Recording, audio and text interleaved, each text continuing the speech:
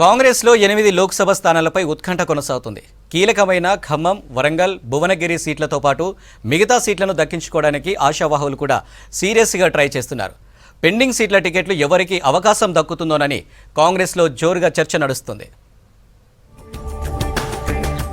Congress high command ఇప్పటి వరకు రాష్ట్రంలో 9 పార్లమెంటు స్థానాలకు అభ్యర్థులను ప్రకటించింది. మొదటి విడతలో 4, రెండో విడతలో 5 సీట్లకు అభ్యర్థులను ఖరారు చేసింది.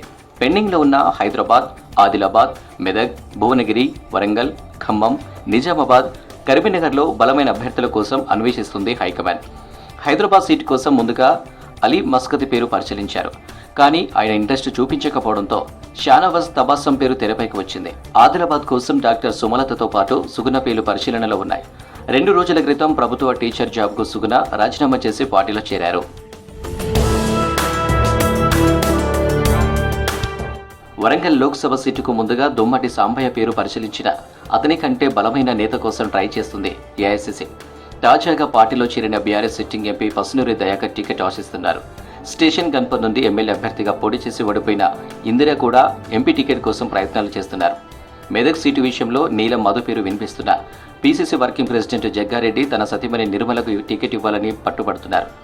రాహుల్ గాంధీతో జగ్గారెడ్డి ప్రయత్నాలు చేస్తున్నట్లు గాంధీభవన్ వర్గాల సమాచారం.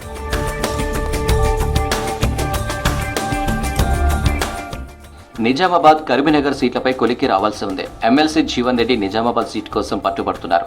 అయితే ఆయన నిజామాబాద్ నుండి బరిలో దింపాలా లేదా కరీంనగర్ నుంచి పోటీ చేయించాలనే యోచనలో ఉంది హైకమాండ్. కరీంనగర్ సెగ్మెంట్ కోసం ప్రవీణ్ రెడ్డి, రాజేందర్ రావు పేర్లు కూడా వినిపిస్తున్నాయి. ఒకవేళ జీవన్ రెడ్డిని కరీంనగర్ నుంచి బరిలోకి దింపితే నిజామాబాద్ నుండి బీసీ నేతలు మహేష్ కుమార్ గౌడ్ లేదా ఈరవర్తి అనిల్ను పోటీ చేయించే ఛాన్స్ ఉంది.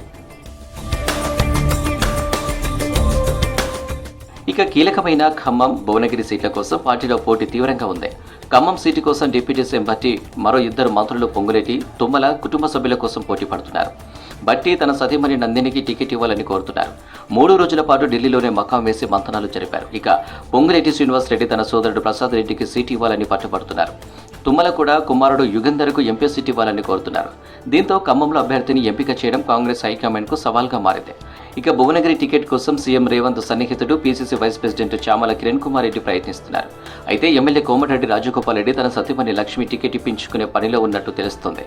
త్వరలో ఢిల్లీలో కాంగ్రెస్ ఎలక్షన్ కమిటీ సమావేశం జరగనుంది. ఈ మీటింగ్లో పెండింగ్ సీట్లపై క్లారిటీ వస్తుందంటున్నారు హస్తం నేతలు.